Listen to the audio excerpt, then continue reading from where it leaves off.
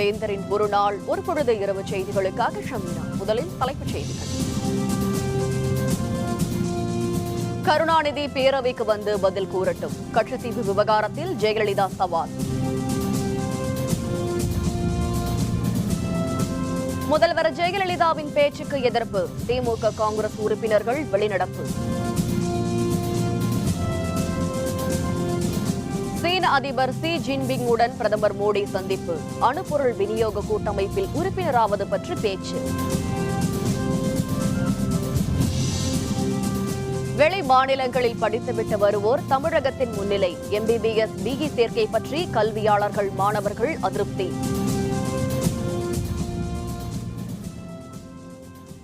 பேரவையில் ஆளுநர் உரை மீதான விவாதத்திற்கு பதிலளித்த முதல்வர் ஜெயலலிதா கட்சித்தீவு தொடர்பாக திமுக தலைவர் கருணாநிதி முரண்பட்ட கருத்துக்களை தெரிவித்து வருவதாகவும், தைரியம் இருந்தால் பேரவைக்கு வந்து பதில் கூறட்டும் என்றும் சவால் விடுத்துள்ளார்.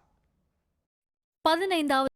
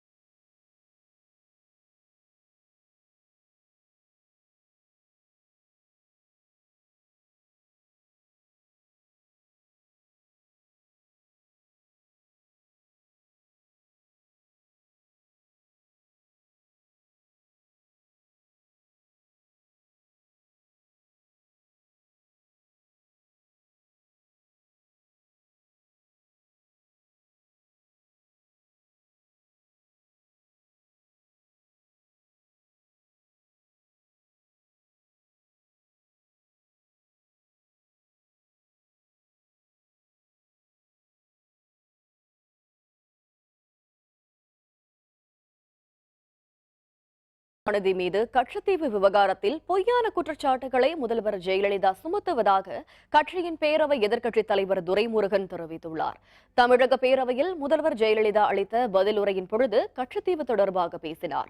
அதற்கு திமுக உறுப்பினர்கள் பதிலளிக்க முயன்ற பொழுது முதல்வர் பேசிய பிறகு வாய்ப்பளிக்கப்படும் என பேரவைத் தலைவர் தனபால் தெரிவித்தார். இதற்கு எதிர்ப்பு தெரிவித்து திமுகவினர் ஒட்டுமொத்தமாக அவையில் இருந்து வெளிநடப்பு செய்தனர். இதனைத் தொடர்ந்து காங்கிரஸ் கட்சியினரும் வெளிநடப்பில் ஈடுபட்டனர்.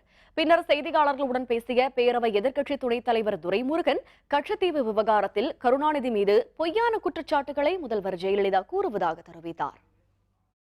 கச்சத்தீவு இந்தியா இலங்கைக்கு விட்டுக் கொடுப்பது என்று ஒரு ஒப்பந்த நிலையை 1974 எடுத்தது. இந்திய வம்சாவளியினர் இருக்கக்கூடிய மீனவர்கள் கச்சத்தீவு அருகே மீன் பிடிப்பதற்கும் மலைகளை உணர்த்துவதற்கும் இடைஞ்சலும் இருக்காது. அவைகளுக்கெல்லாம் நாங்கள் உத்தரவாதம் தருகிறோம். என்றெல்லாம் இந்திரா காந்தி அம்மையார் அவர்கள் சொன்ன நேரத்தில் கலைஞர் சொன்னார், இதை நான் ஒருவனாக ஏற்றுக்கொள்ள முடியாது.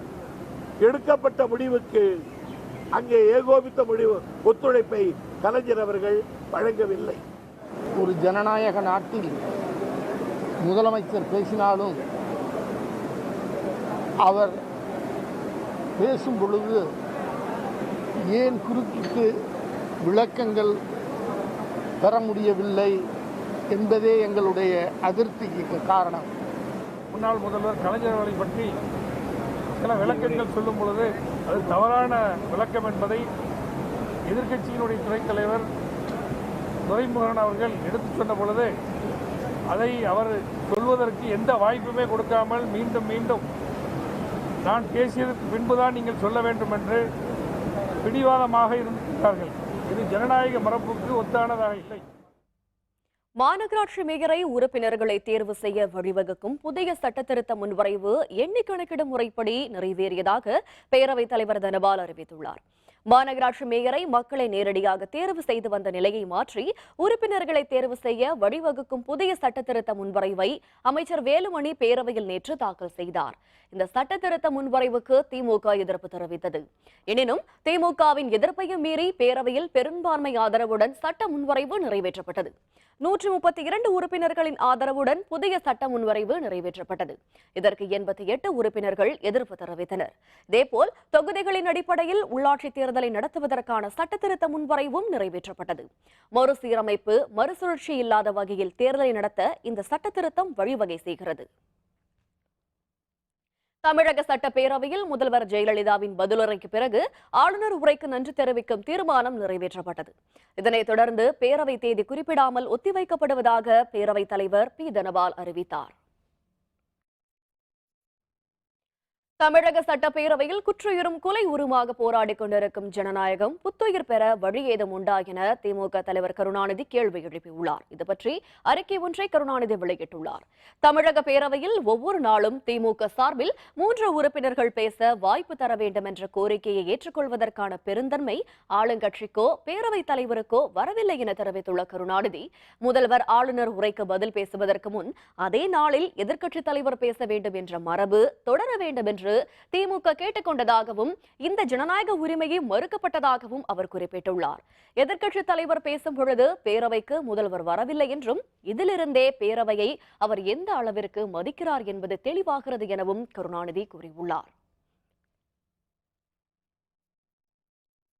ஷாங்காய் ஒத்துழைப்பு மாநாட்டில் கலந்து கொள்வதற்காக தாஷ்கண்ட் சென்ற பிரதமர் நரேந்திர மோடி சீன அதிபர் ஷி ஜின்பிங்கை சந்தித்தார். உஸ்பெகிஸ்தான் தலைநகர் தாஷ்கண்டில் நடைபெறவுள்ள ஷாங்காய் ஒத்துழைப்பு மாநாட்டில் பங்கேற்பதற்காக தனி விமானம் மூலம் பிரதமர் மோடி தில்லியில் இருந்து புறப்பட்டார். இன்று மதியம் தாஷ்கண்ட் சென்றடைந்த பிரதமர் மோடிக்கு விமான நிலையத்தில் சிறப்பான வரவேற்பு அளிக்கப்பட்டது. China, Kazakhstan, Kyrgyzstan, Russia, Tajikistan, Uzbekistan ஆகிய 6 நாடுகள் ஷாங்காய் ஒத்துழைப்பு குழுவில் உள்ளன. தாஷ்கண்டில் 2 நாட்கள் நடைபெறும் உச்சி மாநாட்டில் நாடுகளின் ஒத்துழைப்பு மற்றும் உலக அமைதிக்கான இலக்கு ஆகியவை பற்றி விவாதிக்கப்பட உள்ளது. ஷாங்காய் ஒத்துழைப்பு மாநாட்டில் பங்கேற்கும் தலைவர்களை பிரதமர் மோடி சந்தித்து வருகிறார்.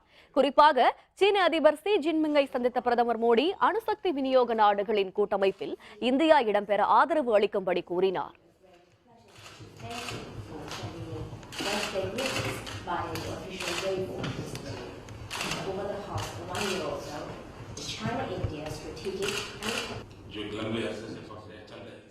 இதனைத் தொடர்ந்து உஸ்பெகிஸ்தான் அதிபரை பிரதமர் மோடி சந்தித்து வர்த்தகம், இருதரப்பு நல்லுறவு உள்ளிட்ட பல்வேறு அம்சங்கள் தொடர்பாக பேச்சு நடத்தினார். +2 கல்வியை வெளி மாநிலங்களில் பயின்றுவிட்டு வரும் மாணவ மாணவியர் தமிழகத்தில் மருத்துவ பொறியியல் படிப்புகளுக்கான அனுமதியை எளிதில் பெற்று வருவது கல்வியாளர்கள் மத்தியிலும் மாணவ மாணவியர் மத்தியிலும் கடும் அதிருப்தியை ஏற்படுத்தி வருகிறது. தமிழகத்தை இருப்பிடமாக கொண்ட மாணவர்கள் பிற மாநிலங்களுக்கு சென்று மேல்நிலை கல்வி பயின்றுவிட்டு உயர்கல்வியை தொடர தமிழகத்துக்கு வரும்பொழுது அவர்களுக்கு மாநிலத்தில் எளிதாக முன்னுரிமை கிடைத்து வருகிறது. இந்த ஆண்டு MBBS படிப்பில் முன்னுரிமை பெற்ற மாணவி கேரளத்தில் +2 படித்தவர். 3ஆம் இடம் பெற்ற மாணவர் ஆந்திரத்தில் பயின்றவர். பொறியியல் தரவரிசையில் முதலிடம் பெற்ற மாணவி கேரளத்தில் படித்தவர். 3ஆம் இடம் பெற்ற மாணவரோ ஆந்திரத்தில் படித்தவர். இந்த ஆண்டில் இதே போல கேரளம், ஆந்திரம், தெலங்கானாவில் படித்த ஏராளமான மாணவ மாணவியர் முன்னுரிமை பெற்று தமிழகத்தில் MBBS, BE படிப்புகளில் இடம் பிடித்துள்ளனர். இதனால் தமிழகத்தில் தமிழக பாடத்திட்டத்தில் படித்த பலருடைய வாய்ப்பும் பறிபோய் தரம் தாழ்த்தப்பட்டுள்ளனர். பிற மாநிலங்களில் படித்துவிட்டு வரும் தமிழகத்தை இருப்பிடமாக கொண்ட மாணவர்கள் இங்கு உயர்கல்வியில் சேரும் பொழுது மாநில இடஒதுக்கீட்டில் அவர்களுக்கு முன்னுரிமை அளிக்கப்பட்டு வருகிறது. இது ஒரு தவறான முன் உதாரணமாக ஆகிவிடும் என கூறுகிறார் கல்வியாளரான பிரின்ஸ் கஜேந்திர பாபு. தமிழ் வழியில் படித்த மாணவர்களுக்கு, அரசு பள்ளியில் படித்த மாணவர்களுக்கு MBBS போன்ற தொழில் கல்லூரிகளில் முன்னுரிமை வழங்க வேண்டும். தமிழ்நாட்டில் எல்லையோரத்தில் இருக்கக்கூடிய ஒரு குடும்பத்தை சார்ந்தவர்கள் பக்கத்து மாநிலத்தில் போய் ஹையர் செகண்டரி படிச்சுட்டு இந்த மாநிலத்தில் நான் MBBS கவுன்சிலிங் வருவேன் அப்படின்னு சொல்வதை எப்படி மாநில அரசு அனுமதிக்கிறது அப்படின்றது ஒரு மிகப்பெரிய கேள்வி. இது தமிழ்நாட்டு மாணவர்களுக்கு வாய்ப்பை தட்டி பறிக்கிற செயல்.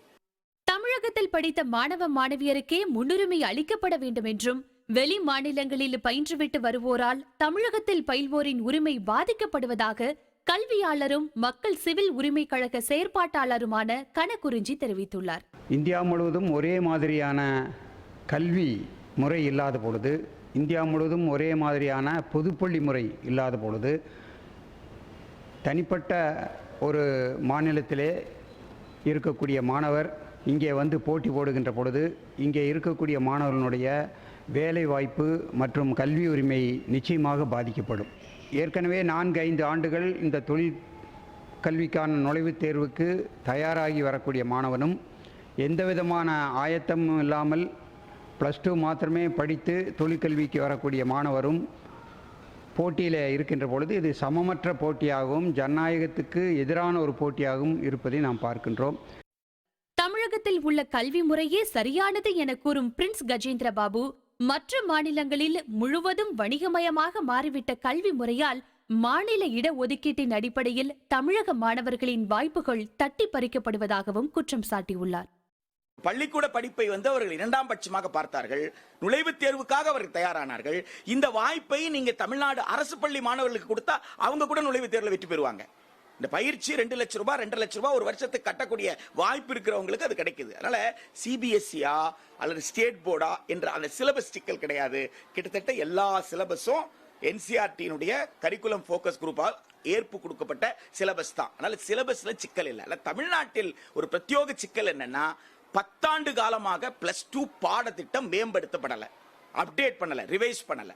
தமிழ்நாடு அரசு புதிய பாடத்திட்டத்தை எழுதி அதற்கான பாடநூலை தயார் பண்ணதுக்கு அப்புறம் கூட இன்னும் நடைமுறைப்படுத்தாம வச்சிட்டு இருக்காங்க. அது தமிழ்நாட்டில் இருக்கக்கூடிய ஒரு சிக்கலாக பார்க்கலாமே தவிர மற்றபடி CBSE தான் அல்லது பிற மாநிலத்தில் இருக்கக்கூடிய வசதி தான் இதுக்கு காரணம் என்று சொல்வதை எந்த காரணத்தை கொண்டு நாம் ஏற்றுக்கொள்ள முடியாது. பிற மாநிலங்களில் படித்துவிட்டு தமிழகம் வருபவர்களுக்கு உயர்கல்வியில் முன்னுரிமை வழங்கப்படுவது கட்டுப்படுத்தப்பட வேண்டும் அல்லது தமிழக மாணவர்களின் பாட சுமை குறைக்கப்பட வேண்டும் என்பதே பெரும்பாலான கல்வியாளர்கள் மற்றும் மாணவ மாணவியரின் எண்ணமாக இருக்கிறது என்பது குறிப்பிடத்தக்கது. ராமேஸ்வரம் மீனவர்கள் மீது மீண்டும் தாக்குதல். இலங்கை படை தொடர்ந்து அட்டூழியம். விவரம் விளம்பர இடைவேளைக்கு பிறகு.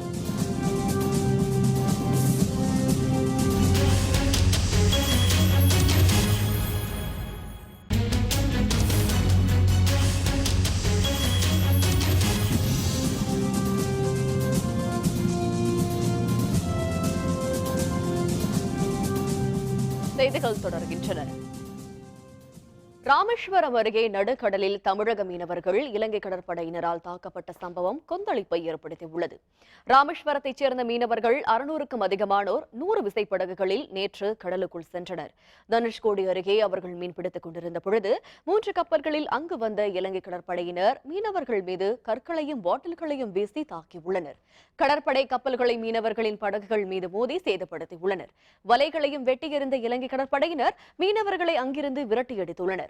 இதனால் ஏமாற்றத்துடன் கரை திரும்பிய மீனவர்கள் படகு ஒன்றுக்கு 1 லட்சம் ரூபாய் இழப்பு ஏற்பட்டிருப்பதாக கண்ணீருடன் கூறியுள்ளனர். ராமேஸ்வரம் மீனவர்கள் தாக்கப்பட்டு விரட்டியடிக்கப்பட்ட சம்பவம் மீனவ கிராமங்களில் பெரும் கொந்தளிப்பை ஏற்படுத்தியுள்ளது.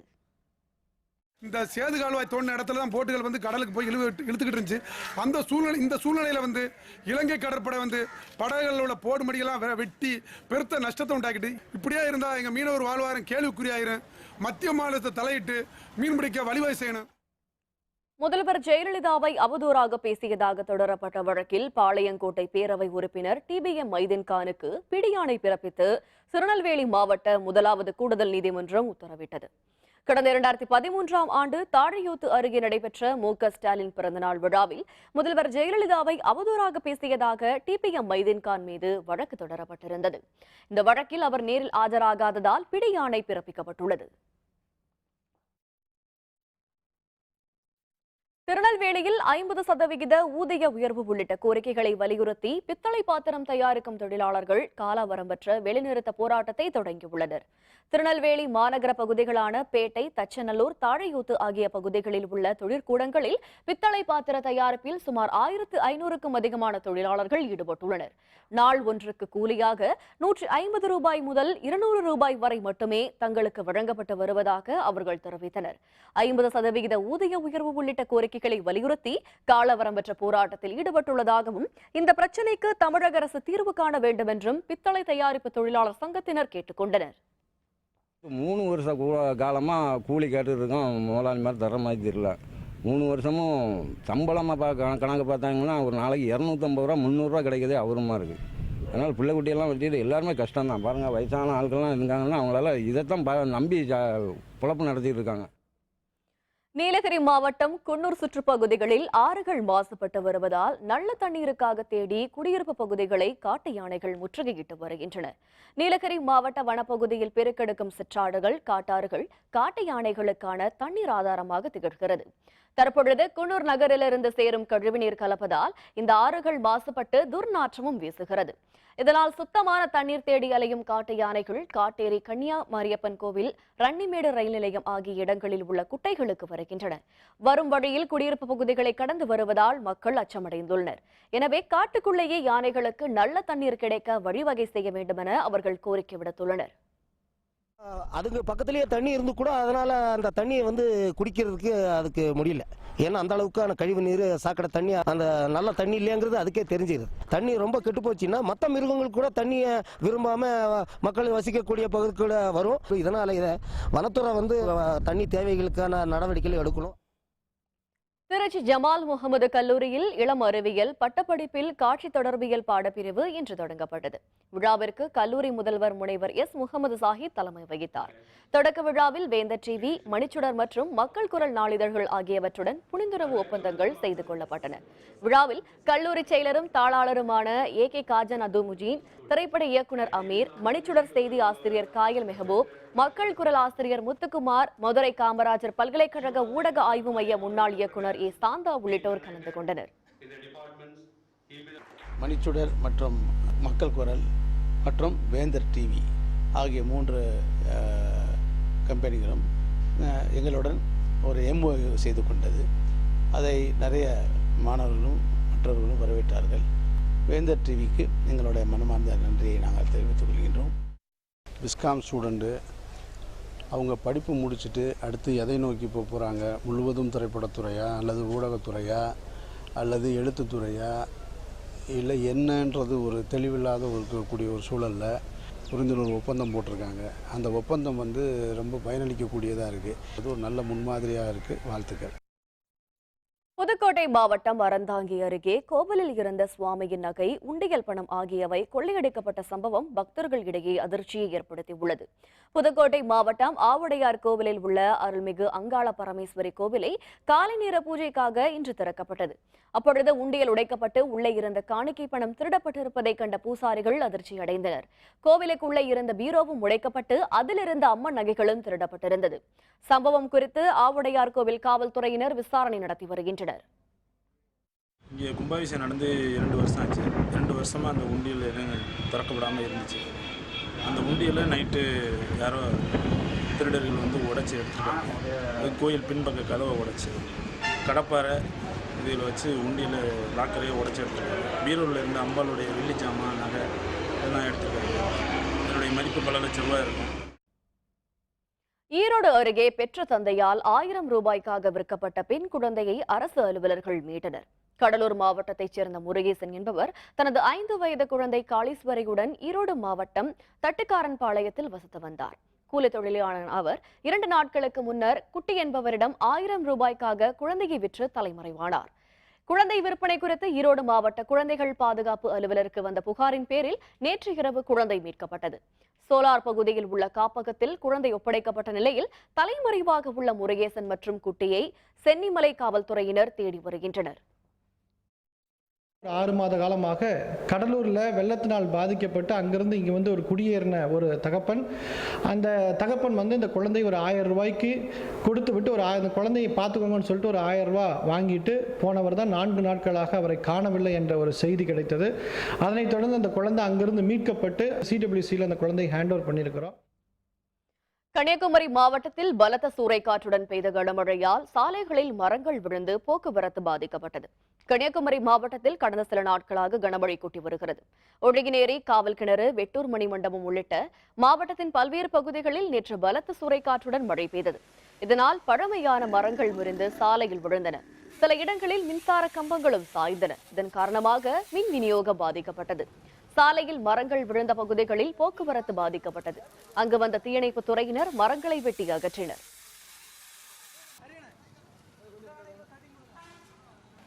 வெட்டூர் மடம் அருகில் வந்து சாலையில் மரம் விழுந்து கொஞ்சம் டிராஃபிக் போக்குவரத்து கிடையாது இருந்ததை நாங்கள் வந்து அப்புறப்படுத்தி இதனால் ஒரு அரை மணி நேரம் போக்குவரத்து பாதிக்கப்படும். தலைமை பயிற்சியாளராக அனில் கும்ப்ளே தேர்வு. இந்திய கிரிக்கெட் கட்டுப்பாட்டு வாரியம் அறிவிப்பு. விவரம் விளம்பர இடைவேளைக்கு பிறகு.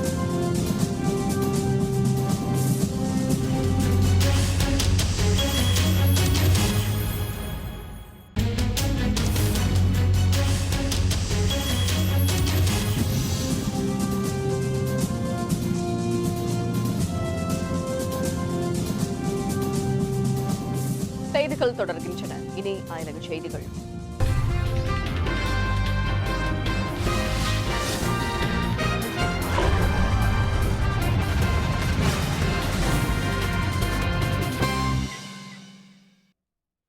ஐரோப்பிய கூட்டமைப்பில் உறுப்பு நாடாக நீடிப்பதா இல்லையா என்பதை முடிவு செய்வதற்காக பிரிட்டனில் இன்று பொது வாக்கெடுப்பு நடைபெற்றது.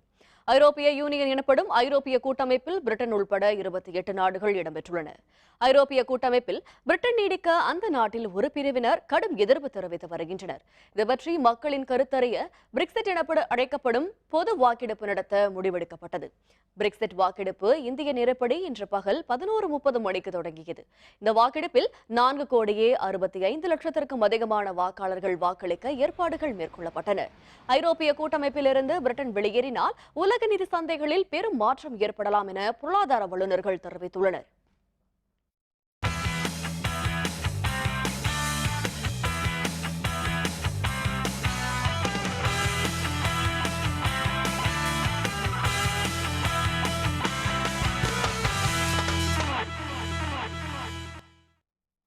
இந்திய கிரிக்கெட் அணியின் புதிய தலைமை பயிற்சியாளராக அனில் கும்ப்ளேவை இந்திய கிரிக்கெட் கட்டுப்பாட்டு வாரியம் தேர்வு செய்துள்ளது. முன்னாள் கிரிக்கெட் வீரர்கள் கங்குலி, சச்சின், டிராவிட், VVS லட்சுமணன் அடங்கிய குழுவினர் பரிந்துரையை ஏற்று இந்த அறிவிப்பை BCCI வெளியிட்டுள்ளது. இதுபற்றி செய்தியாளர்களுடன் பேசிய BCCIயின் தலைவர் அனுராக் தாக்கூர், இந்திய அணியின் தலைமை பயிற்சியாளர் பணிக்கு 57 பேர் விண்ணப்பித்திருந்ததாகவும் தலைமை பயிற்சியாளராக அனில் கும்ப்ளே ஓராண்டு செயல்படுவார் எனவும் தெரிவித்தார். And we are glad to say that BCCI has been very transparent as far as the selection of the head coach of Indian cricket team is concerned. We have taken the final call that for next 1 year, Mr. Anil Kumble will be the head coach. மீண்டும் தலைப்புச் செய்திகள். கருணாநிதி பேரவைக்கு வந்து பதில் கூறட்டும். கச்சத்தீவு விவகாரத்தில் ஜெயலலிதா சவால். முதல்வர் ஜெயலலிதாவின் பேச்சுக்கு எதிர்ப்பு. திமுக, காங்கிரஸ் உறுப்பினர்கள் வெளிநடப்பு. சீன அதிபர் ஷி ஜின்பிங் உடன் பிரதமர் மோடி சந்திப்பு. அணுப்பொருள் விநியோக கூட்டமைப்பில் உறுப்பினராவது பற்றி பேச்சு. வெளி மாநிலங்களில் படித்துவிட்டு வருவோர் தமிழகத்தில் முன்னிலை. MBBS, BE சேர்க்கை பற்றி கல்வியாளர்கள், மாணவர்கள் அதிருப்தி. இத்துடன் வேந்தரின் ஒரு நாள் ஒரு பொழுது இரவு செய்திகள் நிறைவடைந்தன. மீண்டும் இரவு 10 மணிக்கு கண்ணுறங்கும் வேளை இரவு செய்திகளில் சந்திப்போம்.